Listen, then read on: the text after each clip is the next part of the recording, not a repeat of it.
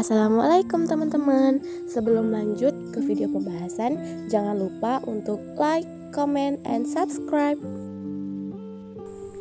Assalamualaikum warahmatullahi wabarakatuh. Perkenalkan, nama saya Nurul Iza, mahasiswa IAIN Pontianak, Fakultas Usuluddin Adab dan Dakwah, Prodi Bimbingan dan Konseling Islam kelas 2B. Video kali ini saya akan menjelaskan tentang materi inteligensi. Inteligensi merupakan suatu istilah yang sangat populer. Hampir dari semua orang sudah mengenal istilah tersebut.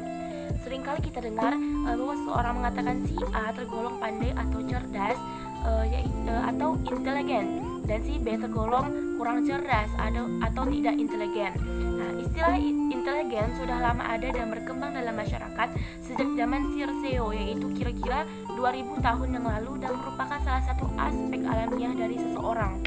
Nah, inteligensi bukan merupakan kata asli yang berasal dari bahasa Indonesia, namun kata inteligensi adalah kata yang berasal dari bahasa Latin, yaitu intelligentsia. Sedangkan kata inteligensia berasal dari kata inter dan lego, inter yang berarti di antara, sedangkan lego yang berarti memilih. Nah, sehingga inteligensi pada mulanya mempunyai pengertian kemampuan untuk memilih suatu penalaran terhadap fakta atau kebenaran. Ada beberapa pendapat yang mengartikan dari kata inteligensi tersebut. Nah, menurut Wisdom dalam Abu Ahmadi dan Widodo Supriyono mengemukakan inteligensi adalah suatu daya jiwa untuk dapat menyesuaikan diri dengan cepat dan tepat di dalam situasi yang baru. Nah, sedangkan menurut David Wechsler, inteligensi adalah kemampuan untuk bertindak secara terarah, berpikir secara rasional, dan menghadapi lingkungannya secara efektif. Nah, dari pernyataan tersebut dapat disimpulkan bahwa inteligensi adalah suatu kemampuan mental yang melibatkan proses berpikir secara rasional. Oleh karena itu, inteligensi tidak dapat diamati secara langsung, melainkan harus disimpulkan dari berbagai tindakan nyata yang merupakan manifestasi dari proses berpikir rasional tersebut. Sternberg dalam Santrop mengatakan bahwa secara umum inteligensi dibedakan menjadi 3. Yang pertama yaitu inteligensi analitis.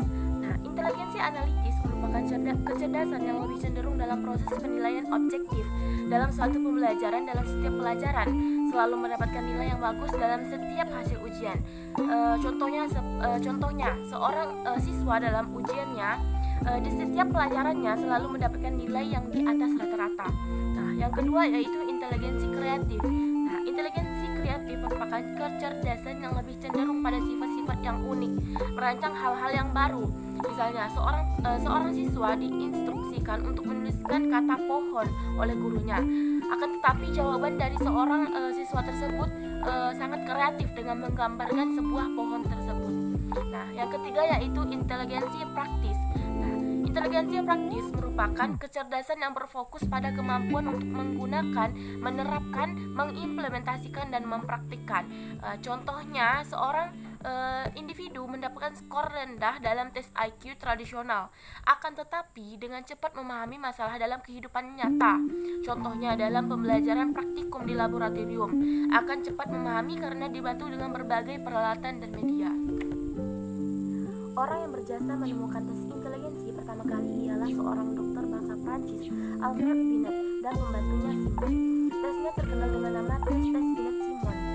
Seri tes dari Binet-Simon ini pertama kali diumumkan antara 1908 hingga 1911 yang diberi nama skala pengukur kecerdasan. Tes Binet-Simon terdiri dari sekumpulan pertanyaan-pertanyaan yang telah dikelompokkan menurut umur, sekitaran anak-anak berumur 3 hingga 15 tahun. Nah, pertanyaan-pertanyaan itu sengaja dibuat mengenai segala sesuatu yang tidak berhubungan dengan pelajaran di sekolah, seperti mengulang kalimat. Dengan tes semacam inilah usia seseorang diukur atau ditentukan. Dari hasil tes itu ternyata tidak tentu bahwa usia kecerdasan itu sama dengan usia sebenarnya. Sehingga dengan demikian kita dapat melihat adanya perbedaan IQ pada tiap-tiap orang atau anak. Sampai di sini yang saya bisa sampaikan mengenai materi inteligensi. Semoga apa yang saya jelaskan dapat bermanfaat bagi kita bersama. Selebihnya saya mohon maaf. Wassalamualaikum warahmatullahi wabarakatuh.